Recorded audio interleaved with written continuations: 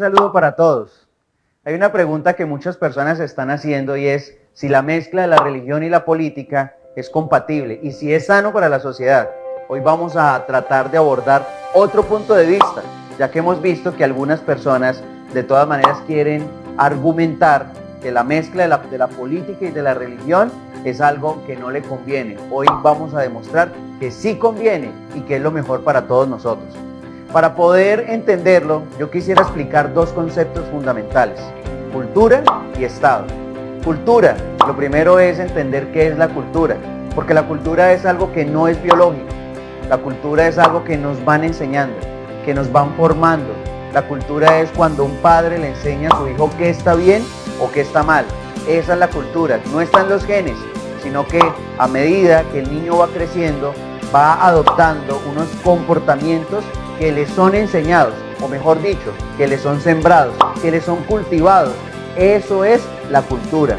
Y el Estado ya tiene que ver con que cuando una sociedad, un grupo de personas empiezan a convivir, necesitan de unas reglas, necesitan de unas normas de convivencia y necesitan de alguien que haga valer esas normas de convivencia. Ese es el Estado. Y el Estado es definitivo para que podamos tener unas excelentes normas de convivencia. Casi que podríamos decir entonces que en ese contexto el Estado lo conformarían tres subsistemas, que es el político, que es el social y que es el económico. Esos tres subsistemas empiezan a determinar directrices para que las normas de convivencia de toda la sociedad sean en función, primero, de la cultura que tiene esa sociedad, porque como la sociedad tiene una forma de ver las cosas, aborda un pensamiento acerca, por ejemplo, de la vida, entonces el Estado tiene que actuar conforme a esa cultura. Me explico. Para una sociedad, el homicidio es algo malo. Quitarle la vida a otra persona es algo malo. Entonces determina que una norma de convivencia es que en esa sociedad quitarle la vida a otra persona es un delito. Por eso el Estado determina una regla, pero asimismo la hace valer. Asimismo el Estado ejerce su función de autoridad para condenar a aquella persona que violó esa regla. Eso es el Estado. Pero el Estado va adoptando las reglas o las normas de convivencia que la misma cultura de la sociedad empieza a darle como insumo al Estado, porque la sociedad va teniendo unos pensamientos, la sociedad va adoptando unas normas de convivencia, la sociedad va determinando qué es bueno y qué es malo. Por ejemplo, hace algunos años, el tema del testaferrato, el que una persona dejara utilizar su nombre para que otro pusiera bienes, dinero al nombre de esta persona, no era delito, pero la cultura de la sociedad determinó que eso sí era un delito. Por lo tanto, el Estado adoptó esa norma y dijo: en Colombia el testaferrato es un delito, y determinó una regla de condena. Eso es lo que hace el Estado, adoptar lo que la cultura en la sociedad tiene para poder sostener unas normas de convivencia. Ahora sí hablemos un poquitico de lo que es la religión, porque la pregunta es: ¿y dónde aparece la religión aquí? Hablando específicamente de la religión cristiana protestante, porque eso es lo que queremos abordar.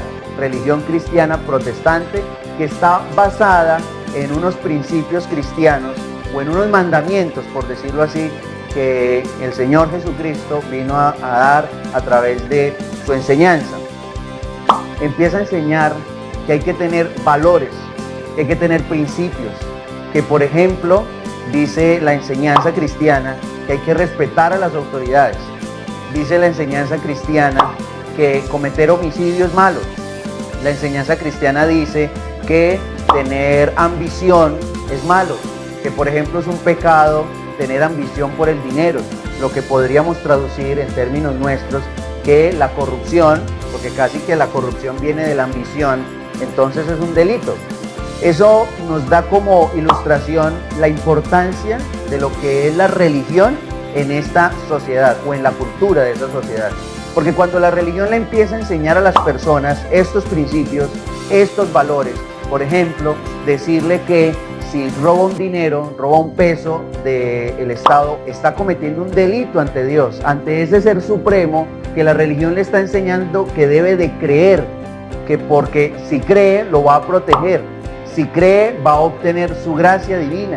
Entonces esa religión va impregnando una cultura de principios y de valores a ese ser cristiano protestante, y lo va dotando de estos elementos para que cuando su interrelación o su interacción con sus otros conciudadanos ya sea en función de estos principios y valores que le da la religión.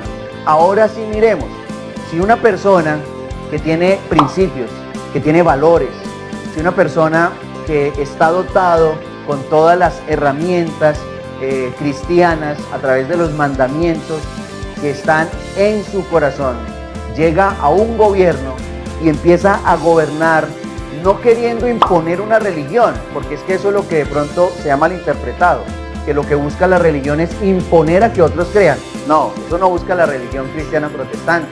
Lo que busca la religión es que haya un cambio de vida en cada ser, que cada ser tenga un excelente comportamiento como padre, como empleado, como esposo, cada uno de los roles que esta persona tiene en medio de la sociedad tiene que ser excelente. Eso es lo que la religión enseña, eso es lo que el libro que es insumo para esta religión, que es la Biblia, especialmente la Biblia Reina Valera 1960, empieza a enseñar y a decir: tenga cuidado porque la raíz de todos los males, por ejemplo, es el amor al dinero. Era lo que le enseñaba el apóstol Pablo a Timoteo. Cuando una persona cristiana lee este pasaje y aparte de eso lo interioriza y lo tiene aquí en su corazón, es lo que lleva a aportarle a la sociedad. Y si llega al gobierno, va con ese concepto de decir: yo aquí tengo que llegar a gobernar para todos. Yo no puedo llegar a gobernar para un grupo. Yo tengo que respetar a mis autoridades, tengo que respetar las normas de convivencia. Entonces ya empezamos a observar cómo la religión incide en la cultura de una persona. Y esa persona, cuando tiene excelentes comportamientos, su cultura va a incidir a que el Estado y el manejo del Estado esté en óptimas condiciones. Óptimas condiciones me refiero a que va a buscar un verdadero desarrollo. Por ejemplo, hay un principio bíblico. El principio bíblico o la religión enseña que hay que trabajar y hay que ser emprendedor, que tenemos que estar en función sí de los demás, pero que si queremos alimentarnos, si queremos tener unas comodidades, es necesario el trabajo. Cuando una persona tiene esto, no se cobija debajo de ser un mal empleado o de ser una persona con pereza, sino que es una persona productiva. Y lo está haciendo porque la religión influyó en sus comportamientos, influyó en su personalidad y empieza a tener ya una cultura que le va a aportar muchísimo a esa sociedad.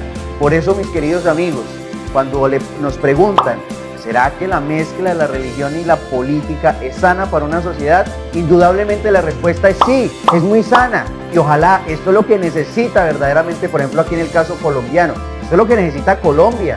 Que ojalá muchas personas tengan estos conceptos religiosos, no desde el punto de vista de que se les obligue a creer, sino los comportamientos éticos, morales, de principios y de valores que da la religión, para que de esa manera podamos tener un estado en óptimas condiciones. Muchas gracias por su atención.